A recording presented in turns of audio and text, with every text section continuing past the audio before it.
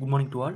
இன்றைக்கி நம்ம என்ன பார்க்க போகிறோம்னா what is CNC, CNC history, G codes, M codes. அந்த ஜி கோட்ஸ் அண்ட் எம் கோட்ஸோட சின்டெக்ஸ், அதுக்கப்புறம் ஒரு டயக்ராம் அந்த டயக்ராமுக்கு ப்ரோக்ராம் எப்படி போடுறது, சிமுலேஷன் எப்படி பார்க்குறதுங்கிறது தான் இந்த வீடியோவில் நம்ம பார்க்க போகிறோம். இப்போ வாட் இஸ் சிஎன்சி?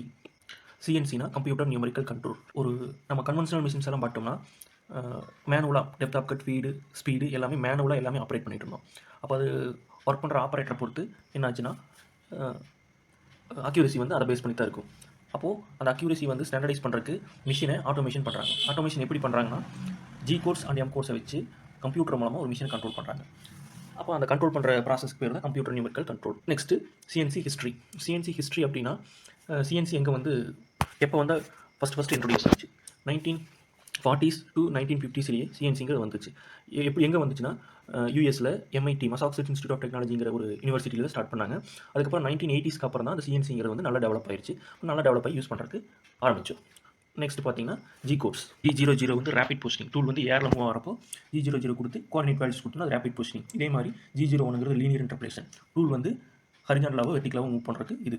அது கூட கோஆர்டினேட் வேல்யூஸ் கொடுப்போம். இதே மாதிரி G02 clockwise circular interpolation, G03 counter clockwise circular interpolation, G21 programming in millimeter or input in metric, G71 rough training cycle or multiple training cycle, G70 finishing cycle, G75 grooving cycle, G76 threading cycle, multiple threading cycle, G98 feed per minute. M codes. M codes மெயினான M codes. M codes வந்து மிஸ்செலினியஸ் codes அப்படிம்பாங்க. அதாவது spindle on, off, door on, off, அதுக்கப்புறம் coolant on off, இந்த மாதிரி secondary operation பண்ணுறதுக்கு use பண்ணுறது என்னென்னா எம் கோட்ஸ். எம் கோட்ஸ் வந்து நான் இம்பார்ட்டண்டான எம் கோட்ஸ் போட்டிருக்கிறோம். M03 spindle on clockwise, M04 spindle on anti clock wise or counter clockwise, M06 tool change, M07 coolant on, 9 coolant off, M05 spindle stop, M30 program end. இதான் M codes. Next பார்த்தீங்கன்னா இதோட சின்டெக்ஸ் பார்த்தீங்கன்னா G00. G00ங்கிறது rapid positioning. Tool வந்து ஏரில் move ஆகிறப்போ டூலோட movement எங்கெங்கெல்லாம் tool work piece மேலே படாமல் ஏரில் மூவ் ஆகுதோ அங்கெல்லாம் இந்த G00 யூஸ் பண்ணிக்கலாம். இது வந்து ரேபிட் பொசிஷனிங்காங்க. X Z coordinate values. அதே மாதிரி G01ங்கிறது வந்து லீனியர் இன்டர்போலேஷன் டூல் வந்து ஹரிசாண்டலாவோ இல்லை வெர்டிகலாவோ கிடைமட்டமாவோ இல்லை செங்குத்தாவோ டூல் மூவ் ஆகிறதுக்கு யூஸ் பண்ணுற கூட தான் G01. அதுக்கும் எக்ஸ் ஜெட் கோஆர்டினேட் வேல்யூஸ் கொடுக்கணும். G02ங்கிறது சேம் அதே மாதிரி தான் circular interpolation X Z coordinate values கூட ஆர் வரும். கூட எக்ஸ் ஜெட்டு ஆர். அடுத்தது எஃப்ங்கிறது ஃபீடு. G03ங்கிறது circular interpolation counter clockwise tool வந்து கர்வாக மூவ் ஆகிறது. 2 வந்து கரு வந்து கிளாக் வைஸாக வரக்கு, 3 வந்து கரு வந்து ஆன்டி கிளாக் வைஸாக வரக்கு. அடுத்தது G71 அப்படிங்கிறது மல்டிபிள் டேர்னிங் சைக்கிள். யூஆர், யூனா depth of cut per pass, ஆர்னா ரிட்ராக்ட் அமௌண்ட். G71 பிங்கிறது ஸ்டார்டிங் பிளாக் நம்பர், கியூங்கிறது எண்டிங் பிளாக் நம்பர், யூங்கிறது finishing allowance in X axis, ஜெட்டுங்கிறது finishing allowance in Z axis, எஃப்ங்கிறது ஃபீட். அடுத்தது G70ங்கிறது ஃபினிஷிங் சைக்கிள். இது பிங்கிறது ஸ்டார்டிங் பிளாக் நம்பர், கியூங்கிறது எண்ட் பிளாக் நம்பர், எஃப்ங்கிறது ஃபினிஷிங் சைக்கிள். G75 அப்படிங்கிறது grooving cycle. G75 R retract amount, X Z coordinate values, P பெக் increment, Q shift amount, F feed. அடுத்தது G76ங்கிறது வந்து மல்டிபிள் த்ரெட்டிங் சைக்கிள். அதில் கீழே சின்டெக்ஸ் என்னன்னு எழுதியிருக்கிறோம். P M number of finishing passes நார்மலாக 2 கொடுப்போம். N thread chamfer angle 15 degree கொடுப்போம். ஆர் த்ரெட் ஆங்கிள் நார்மலாக 60 கொடுப்போம். அடுத்தது Q depth of cut for first pass. ஆருங்கிறது ஃபினிஷிங் அலவன்ஸ். எக்ஸுங்கிறது மைனர் டயாமீட்டர். இந்த மைனர் டயாமீட்டர் வந்து நம்ம கால்குலேட் பண்ணுறதுக்கு ஃபார்முலா இருக்குது. அது த்ரெட்டிங் போடும்போது ப்ரோக்ராம் போடும்போது பார்த்துக்குவோம். ஜெட்டுங்கிறது வந்து லென்த் ஆஃப் த த்ரெட், பிங்கிறது ஹைட் ஆஃப் த த்ரெட், கியூங்கிறது depth of cut for remaining passes, எஃப்ங்கிறது இங்கே மற்ற இடத்துல எஃப்ங்கிறது வந்து ஃபீடு, இங்கே எஃப்ங்கிறது வந்து பிச்சு. இப்போது நம்ம இந்த டயக்ராமுக்கு ஒரு 46 mm லென்த்து, 30 mm டயாமீட்டர் இருக்கிற மாதிரி இந்த பீஸை வந்து நம்ம சிஎன்சி லேத்தில் நம்ம ப்ரோக்ராமிங் போட்டு எப்படி ப்ரோக்ராம் க்ரியேட் பண்ணுறது அப்படிங்கிறத பார்ப்போம். இது வந்து ஃபஸ்ட்டு இதில் மொத்தம் 1 2 3 4 5 6 பாயிண்ட்ஸ் இருக்குது. சரிங்களா? அந்த 20ங்கிற டாப்பில் ஆக்சிஸ்க்கு மேலே டாப்பில் அந்த 20ங்கிற டயாமீட்டர் வந்து லீனியராக போகுது. அது ப்ரோக்ராம் போகும்போது பார்ப்போம். இந்த ப்ளூ கலரில் இருக்கிற ஏரியா தான் நம்ம வந்து ரிமூவ் பண்ண போகிறோம். சரிங்களா? அதான் அன்வான்டட் மெட்டீரியல்ஸ். இப்போ இந்த ஒர்க் பீஸோட டைமென்ஷன் லென்த் பார்த்துட்டிங்கன்னா 46, டயாமீட்டர் பார்த்தீங்கன்னா 30. இப்போ இந்த டயக்ராம் இருக்கிற மாதிரி நம்ம இந்த டயக்ராமுக்கு ப்ரோக்ராம் எழுத போகிறோம். சரிங்களா? அப்போ ப்ரோக்ராம் எழுதுறது எப்படிங்கிறது பார்ப்போம். இதுக்கு ஒரு சிமுலேஷன் சாஃப்ட்வேரில் நான் எப்படிங்கிறது காமிச்சிருக்கிறேன்.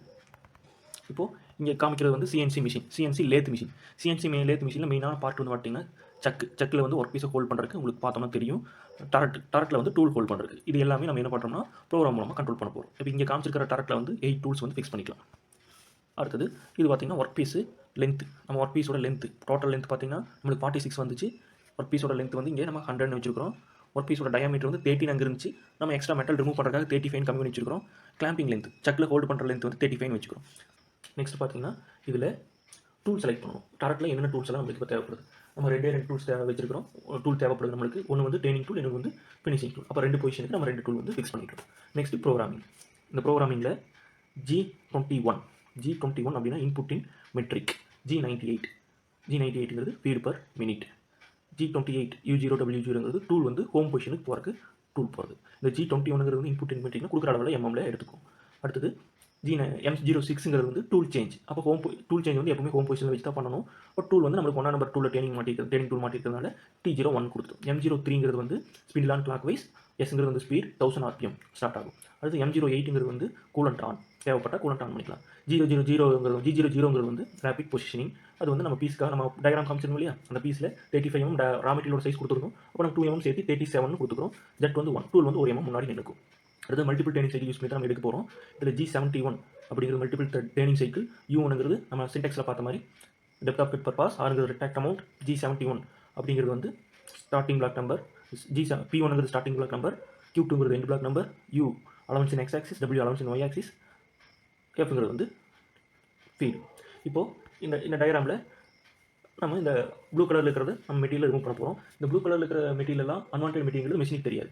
அப்போது இந்த N1 அப்படிங்கிற லைன்லேருந்து N2ங்கிற லைன் வரைக்கும். இப்போ N1 N2 என்னன்னா ப்ரோக்ராமில் வர ஒவ்வொரு லைன்ஸையுமே நம்ம பிளாக்னு சொல்லுவோம். சரிங்களா, லைன்னு சொல்ல மாட்டோம், பிளாக்னு சொல்லுவோம். அப்போ அந்த ப்ரோக்ராமுக்குள்ளே N1லேருந்து N2, அப்போ பிளாக் நம்பர் N1லேருந்து பிளாக் நம்பர் N2 வரைக்கும் மிஷின் ரீட் பண்ணுச்சுன்னா அப்போ இந்த ஒர்க் பீஸோட ஷேப் தெரிஞ்சிடும். ஒர்க் பீஸோட ப்ரொஃபைல் வந்து மிஷின் தெரிஞ்சிடும். இப்போ ஒர்க் பீஸோட ப்ரொஃபைல் நம்ம மிஷினுக்கு தெரிஞ்சிச்சுன்னா அப்போ அந்த அன்வான்டட் நான் ப்ளூ கலர் காமிச்சிருக்கிற மாதிரி அன்வான்டட் மெட்டீரியல்ங்கிறது மிஷினுக்கு தெரிஞ்சிடும். அந்த அன்வான்டட் மெட்டீரியல் தான் நம்ம G71 U1 R1 சொல்லியிருக்கிற மாதிரி U1 அந்த அன்வான்டட் மெட்டீரியல் ஒரு mm ரிமூவ் பண்ணணும், ஒரு mm ரிலீஸ் ஆகணும்னு சொல்லியிருக்கிறோம்.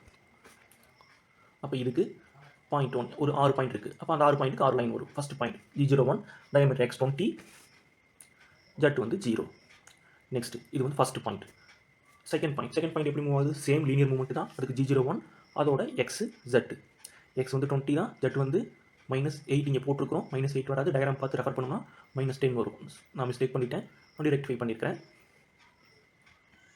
அடுத்தது G03 இங்கே வந்து டாரட் வந்து பாட்டம்லேருந்து வரதுனால 3 போட்டிருக்கோம். ஆனால் கிளாக் வைஸ் கர்வுக்கு 2 தான் வரும். டாரட் வந்து மாறி கீழேருந்து வந்துச்சுன்னா மாற்றி கொடுக்கணும். நம்ம இங்கே G03 போட்டிருக்கேன். இதே டாரட் மேலேருந்து வந்துச்சுன்னா 2 போட்டிருக்கணும். அப்போது 3ங்கிறது வந்து இங்கே கிளாக் வைஸ் கர்வ். டயாமீட்டர் எந்த பாயிண்ட்டுக்கு போகணும்? 3rd பாயிண்ட்டுக்கு போகணும். X25. இப்போ நான் மிஸ்டேக் பண்ணது ஜெட் -10 8 போட்டிருந்தேன், 10 மாற்றிக்கிட்டேன். இப்போ இங்கே 3rd பாயிண்ட் வந்து கர்வாக போகுது. Clockwise curve. Diameter X25. Z வந்து மறுபடியும் ஒரு 8 mm போகுது. -18 R8 F வந்து 50. ஏன்னா கர்வ் எடுக்கிறதுனால நான் கொஞ்சம் ஃபீல்டு கம்மி பண்ணிட்டேன். அடுத்து மறுபடியும் 0.3லேருந்து 0.4 போகுது. அந்த 0.4 வந்து லீனியராக தான் போகுது. X25 சேம் டயாமீட்டர் சேஞ்ச் ஆகல. ஜெட் வந்து மறுபடியும் ஒரு 10 mm எக்ஸ்ட்ரா ஆகி -28க்கு போகுது. F வந்து 100. Next G02 clockwise anti clock wise கர்வுக்கு அடுத்த பாயிண்ட் 5th பாயிண்ட்டு. அதுக்கு வந்து எக்ஸ் டயாமீட்டர் வந்து X30. ஜெட் வந்து மறுபடியும் ஒரு 8 mm ஆட் ஆகி ஜெட் வந்து -36. ரேடியஸ் 8 தான். F 50. அடுத்த பாயிண்ட் வந்து லாஸ்ட் பாயிண்ட். இந்த லாஸ்ட் பாயிண்ட் வந்து லீனியராக தான் போகுது. G01 X30 ஜெட் -46 ஒரு 10 mm ஆட் ஆகி 46 F 100. லீனியராக போகிறதுக்கு வந்து ஃபீடை அதிகம் பண்ணிக்கிறோம். கர்வ் எடுக்கிற இடத்துல ஃபீடை கம்மியாக கொடுத்துக்கிறோம். இப்போ நீங்கள் டயக்ராமை நீங்கள் இப்போ ப்ரோக்ராம் பார்க்கும்போது அந்த டயக்ராம் ரஃபாக நீங்கள் ஸ்கெச் பண்ணிவிட்டு ரெஃபர் பண்ணி பார்த்தீங்கன்னா உங்களுக்கு ஈஸியாக அண்டர்ஸ்டாண்ட் ஆகும். அதனால் நம்ம முதல்ல போடுறப்ப டயக்ராம் போட்டுருக்கிறப்ப அந்த டயக்ராமை ஒரு ரஃப் பேப்பரில் ஸ்கெச் பண்ணிவிட்டு இந்த ப்ரோக்ராம் கூட கம்பேர் பண்ணி பாருங்கள்.